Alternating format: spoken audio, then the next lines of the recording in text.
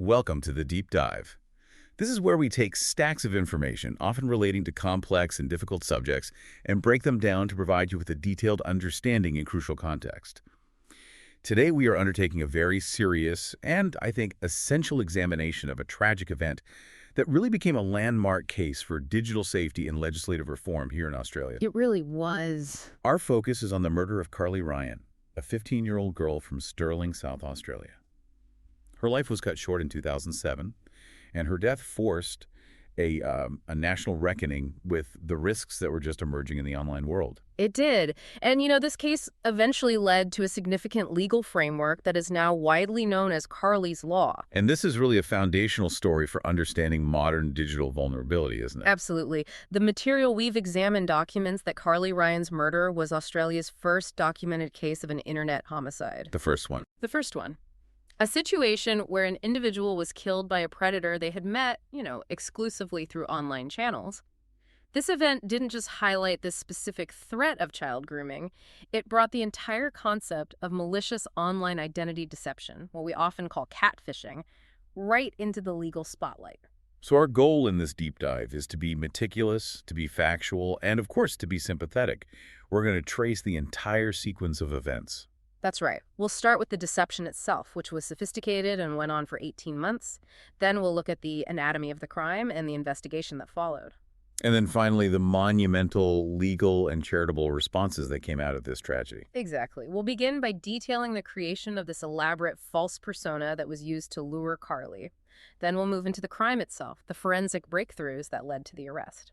And then we'll dedicate significant time to analyzing the work of the Carly Ryan Foundation and the intricacies of the state and federal laws that now bear her name. Okay, so let's start at the beginning. Let's establish the timeline and the context for Carly herself. Of course. Carly Ryan was born on January 31st, 1992. She was just 15 years old, and she was living with her mother, Sonia Ryan, in Stirling, South Australia.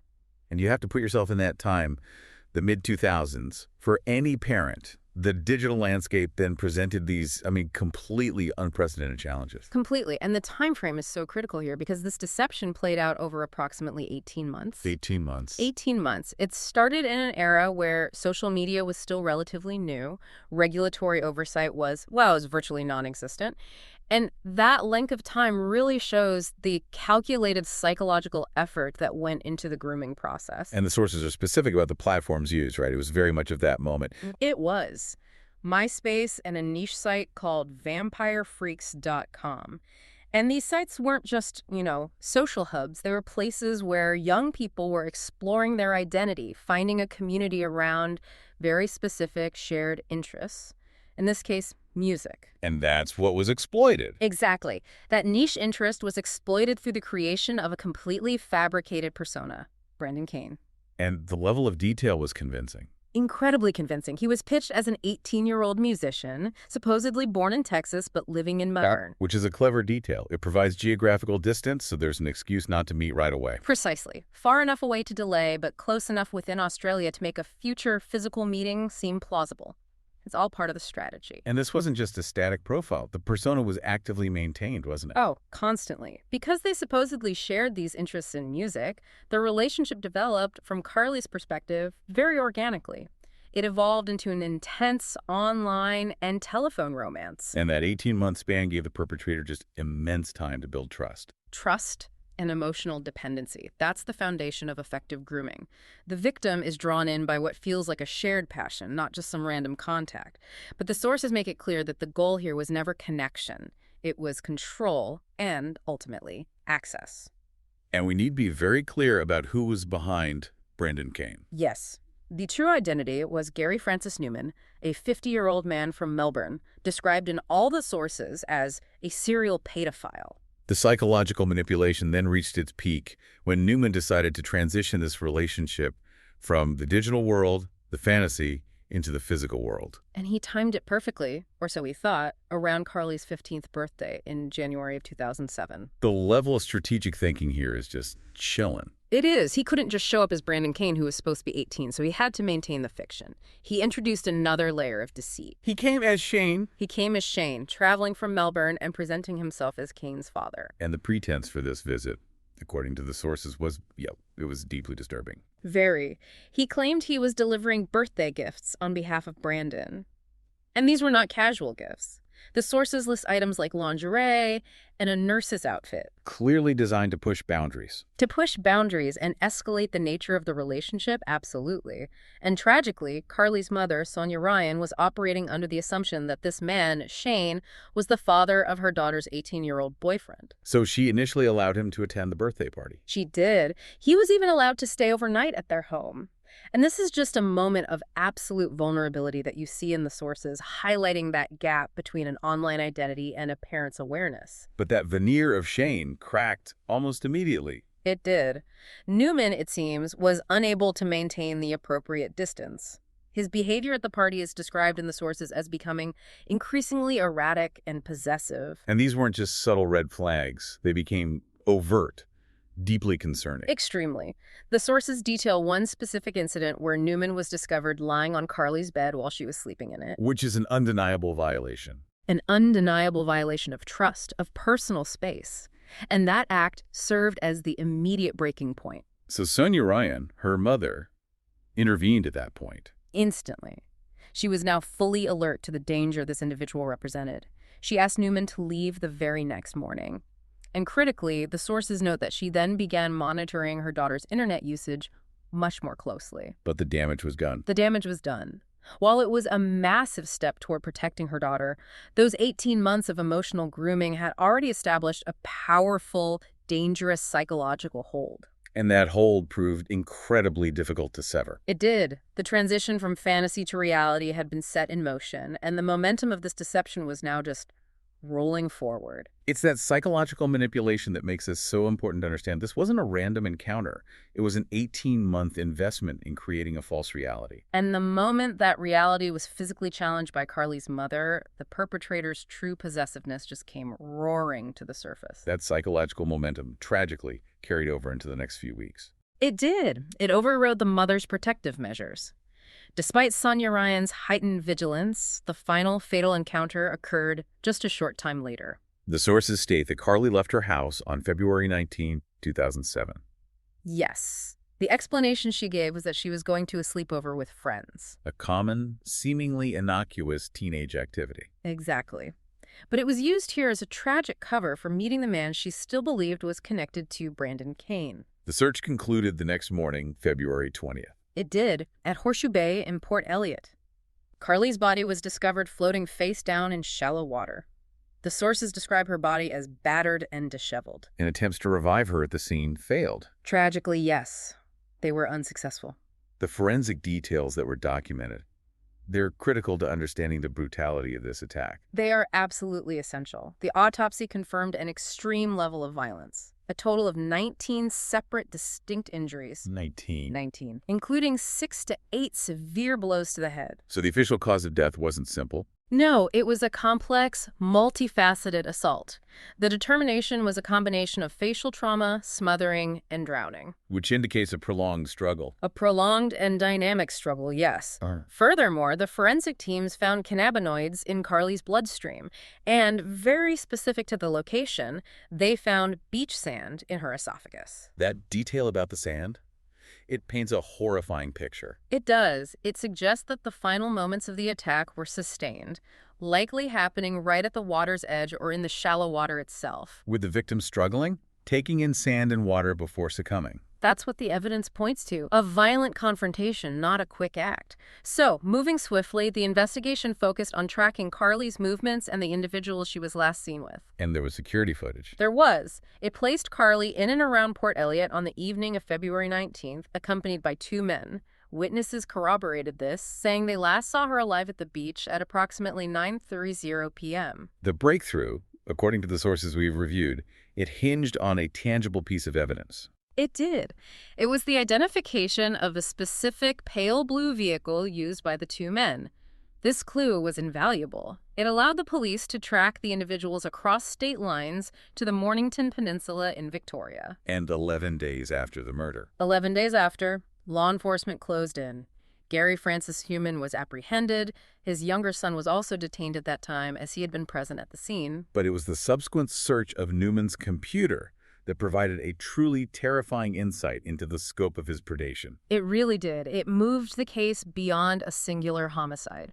The sources report that at the very moment of his arrest, Newman was still actively logged in and maintaining the fake Kane identity on his computer. So the game was still ongoing for him. Even after the murder, it speaks volumes about his pathology. But what truly amplified the urgency for legislative change was the discovery of a private notebook he kept. And this wasn't just a diary. Not at all. This notebook meticulously detailed some 200 distinct online personas. 200. That number is just staggering. It is. It confirms this wasn't a spontaneous crime. It was the result of years of systemic, calculated predation. The sources document that this notebook detailed numerous other criminal attempts at grooming, targeting individuals both within Australia and across international borders. And that realization that the murderer was this sophisticated, serial digital operator, that was the moment the case changed. It changed from a local tragedy into a national security issue regarding online safety. It proved that the digital realm provided the infrastructure for predators to operate at a scale that was just unprecedented. And that scale necessitated a new legal response. A legal response that had to account for this kind of networked criminality. The legal proceedings began shortly after. They ran for a lengthy period, from October 2009 to April 2010. Yes, and the sources note that Newman's conduct during the trial was erratic. He tried to maintain the facade, initially denying that he had ever even met the teenager. But the evidence was overwhelming. Completely. He was found guilty of murder and was sentenced on January 21st, 2010 to life imprisonment. With a substantial non-parole period. A 29-year non-parole period, yes. Now, what about the other individual who was detained? Newman's adopted son. He was a minor at the time and a witness to the killing. He was cleared of all charges. The material we have focuses the guilt solely on Newman. Because he was a minor and potentially a victim of Newman's own manipulations or coercion, his identity remains suppressed by the court. Which is a common legal protection. It is. It's to safeguard the child's future and ensure the focus remains squarely on the perpetrator of the violent crime. So the investigation and the trial's conclusion in 2010 solidified this national realization. The Australian legal framework had a critical, dangerous gap. A massive gap. The existing laws were simply not equipped to address this kind of online deception and grooming that crossed over into real-world harm. And that tragic vulnerability became the undeniable catalyst for change. And the most immediate and powerful response came from Carly's mother, Sonia Ryan. It did. Instead of succumbing entirely to private grief, she channeled her energy into public action. In 2010, the same year Newman was sentenced, she established the Carly Ryan Foundation, or CRF. A nonprofit charity. Yes, created with a singular, crucial mission, promoting internet safety and awareness for Australian children and families. And the CRF rapidly matured into a major advocacy force. It really did. The sources highlight that beginning in 2013, the foundation started these intense lobbying efforts, targeting legislative bodies and pushing for specific legal changes to protect minors online. And their efforts were backed up by some pretty persuasive statistics. Very persuasive. The foundation frequently cited data indicating that 25% of Australian teenagers were being contacted online by people they did not know. 1 in 4. 1 in 4. And that statistic moved the conversation beyond the singular tragedy of Carly Ryan. It established that this risk was pervasive, affecting a quarter of the entire teenage population. It showed that while the outcome of Carly's experience was tragic and extreme, the underlying activity stranger contact was a common digital experience for Australian youth. And that underscored the necessity of immediate intervention. The Foundation's initiatives weren't just limited to lobbying, though. They were proactive in education and providing practical tools. That's right. Their outreach expanded awareness efforts not just across Australia and New Zealand, but it gained international attention. The sources confirm that Foundation representatives even attended U.S. Senate Judiciary Committee hearings in Washington, D.C., highlighting the global nature of this threat. Exactly. So what specific tools did the Foundation promote to bridge that gap between online activity and physical safety? They focused on transparency and control. For instance, they heavily promoted the use of online contracts. Online contracts, what are those? They were structured agreements designed to facilitate clear, non-confrontational communication between parents and children about safe online behavior. So it's about setting rules together. Exactly. These contracts would typically outline rules about screen time, acceptable online spaces, and critically strict guidelines on disclosing identity, and most importantly, the absolute prohibition of agreeing to meet someone from online without explicit parental involvement. That shifts the dynamic, doesn't it? From policing to more of a partnership. It gives families a framework to navigate this new environment together. And furthermore, the Foundation recognized the need for technology solutions to combat technology-enabled risk. They invested resources into creating a personal safety smartphone app for children. And that app was called Thread. That's right, Thread. Can you elaborate on how it worked? Well, while the specific features evolve over time, the core function, as described in the sources, was real-time personal safety monitoring. This usually involves things like GPS tracking that parents can access, panic buttons, automated check-in systems. So it's a digital safety net. Precisely. It enables children to communicate quickly if they feel unsafe, and it gives parents tools to know the physical whereabouts of their children. This directly addresses the vulnerability of a minor leaving home under false pretenses, just as Carly did. Sonia Ryan's tireless dedication has, deservedly, received immense public recognition. It has. In 2013, she received the prestigious South Australian of the Year award for her services to the community. And her advocacy continued to be recognized. Oh, yes. She received various other significant awards in 2017 and 2018 for her role as a safety crusader. And most recently, in 2021, she was honored with an OAM, an Order of Australia Medal. And for those who might be unfamiliar with the Australian honor system, what does receiving an OAM signify? The Order of Australia Medal is one of the nation's highest civilian honors. It's reserved for individuals who have demonstrated outstanding achievement or service to the community. So in Sonia Ryan's case, it cements her legacy. It cements her legacy not just as a grieving mother, but as a critical figure who successfully mobilized public opinion and political will to enact fundamental changes in federal law, effectively protecting future generations of children. The sustained advocacy of Sonia Ryan and the CRF ultimately resulted in that crucial legislative change. It did. But the path to enacting Carly's law was, well, it was challenging. It required a lot of persistence. The sources confirm that early legislative proposals introduced by the team of then-Senator Nick Xenophon were initially unsuccessful. That really illustrates the difficulty, doesn't it? Translating a horrific but singular event into complex national law, especially when you're dealing with abstract digital concepts like identity. It's very difficult. The turning point was the sheer persistence and the detailed groundwork laid by the Foundation. And coupled with that was the growing realization that the existing criminal code was simply not adequate. It couldn't charge someone for the specific acts of digital deception. Exactly. Not for the planning stages.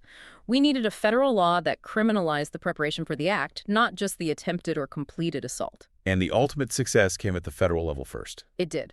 On May 25, 2017, the Criminal Code Amendment, Protecting Minors Online, Bill 2017, was officially submitted to the Parliament of Australia. And this bill is where the crucial legal ingenuity lies. It is. To ensure the law was robust and adaptable, it centered the new offense around a specific legal concept, the carriage service. That technical definition is essential for understanding the law's reach.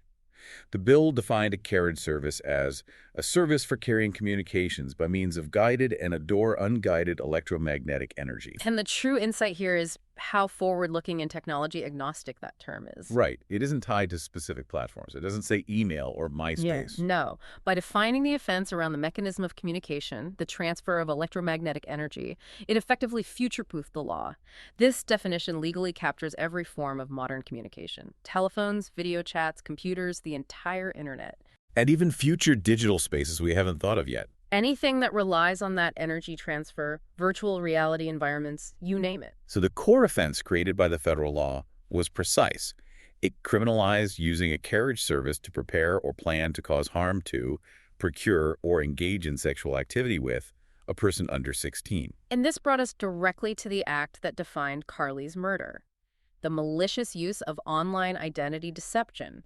The sources explicitly state that the federal law criminalized a person misrepresenting their age online as part of a plan to cause harm to another person under 16.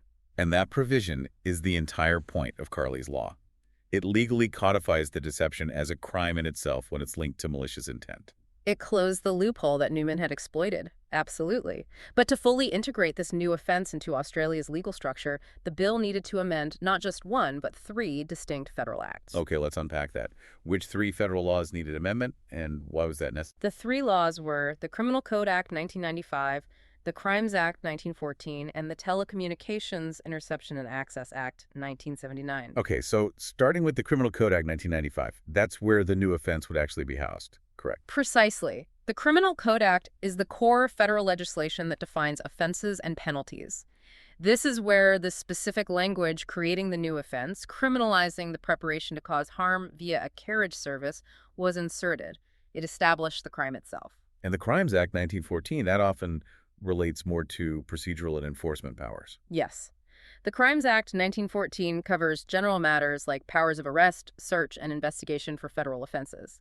Amending this act ensured that law enforcement had the necessary legal tools and authorities to investigate this new class of digital crime. So without those amendments, police would have a defined crime, but maybe not enough power to execute the search warrants needed to seize computers and digital evidence. That's exactly right, which are central to these cases. And finally, the Telecommunications Interception and Access Act, 1979. That sounds like it directly pertains to the police's power to monitor the very carriage services used for the crime. That is the essential legal connection. This act regulates when and how law enforcement can lawfully intercept or access telecommunications content. By amending this specific act, the government granted police the power to legally intercept or access communications related to these new offenses. And that was a crucial step. Crucial. Because without it, the digital evidence, like the communications between the perpetrator and the victim, might have been inadmissible in court. The amendment legally recognized that identity deception coupled with intent to harm was serious enough to warrant interception powers. So the law was comprehensive. It didn't just define the crime, but also granted the necessary investigative tools to prosecute it. Yes, and the amended bill was successfully enacted into federal law on June 23, 2017. But that was the national federal scope. The sources also detail a separate but equally important legal battle at the state level in South Australia. Yes, which was where Carly lived and where the crime culminated. So why was a separate state law necessary when a federal law was already in place? Well, this often happens in federal systems. While the federal law established a very high bar preparation or planning to cause harm, the advocates in South Australia sought a law that targeted the preliminary step of the grooming process more directly. And the journey there was also difficult. Very. A similar bill had initially failed in the Legislative Council back in 2013. But the sustained advocacy of Sonia Ryan and the Foundation kept the pressure on. Absolutely. Following a massive petition drive and continued lobbying, Attorney General Vicky Chapman introduced an amended bill. This version successfully passed the Parliament of South Australia on July 5, 2018. What was the specific offense created by the South Australian state law, and how did it differ from the federal one? The state law created an offense tailored to that final step of identity deception, the one that precedes the physical encounter. It made it an offense for an adult, defined as 18 or older, to lie to a child about their age or who they are, and then subsequently attempt to meet that child. That distinction is key. The federal law focuses on the ultimate malicious intent planning to cause harm. Right. But the state law focuses on a lower threshold. The Deceptive Act combined with the planning of a physical meeting. Precisely. It targets the attempted transition from online fantasy to physical reality. It allows for prosecution at an earlier stage in the grooming cycle. It makes it easier for law enforcement to intervene before harm is realized. Even if proof of intent to cause harm, which must be harder to prove than a meeting attempt, is still being gathered. Exactly. And these South Australian state amendments officially came into effect shortly thereafter on August 13th, 2018. So the legal legacy of this case is really defined by a powerful 1-2 punch. A forward-looking federal law targeting high-level criminal intent across all digital services. Supported by a state law targeting the immediate deceptive precursor event in the grooming process, the false identity used to secure a physical meeting. We have completed a detailed journey that began with an unprecedented tragic act of internet homicide and concluded with a coordinated, multi-level legislative response. And the murder of Carly Ryan really did expose the catastrophic failure of existing laws to recognize and prosecute malicious digital identity deception. The successful passage of Carly's law at both the federal and state levels represents a crucial turning point. It achieved what seemed impossible. It bridged that gap between the virtual construct of an online identity and the very real consequences of physical harm. It established clear criminal boundaries where previously predators like Newman operated with a kind of impunity in a digital gray area. And the significance of this case extends far beyond Australia's borders. It demonstrated that modern communication technologies require bespoke legal frameworks. Frameworks that are future-proofed, as we saw with the use of the carriage service definition, the federal law criminalizing preparation via this service, and the state law targeting the deceptive physical meeting.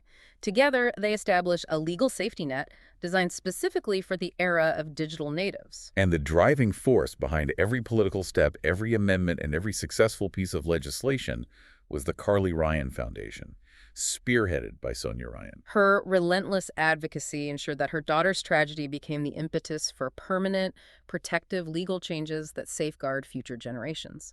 The laws that bear Carly's name are a testament to the fact that persistence can indeed translate deep personal pain into lasting public good. We have seen how lying about one's age online, when that deception is connected to malicious intent, was finally defined and established as a specific criminal offense, moving the law beyond the limitations of older statutes. This whole discussion, examining the complex relationship between digital identity deception and real-world safety, raises an important question for you to consider. In a world where digital identities are increasingly fluid and constructed, and where platforms profit from user engagement, how much direct responsibility should online platforms and social media companies bear in actively helping to enforce the real-world protections established by laws like Carly's Law? Should they be required to implement specific verification measures or content monitoring that assist law enforcement in prosecuting identity deception offenses?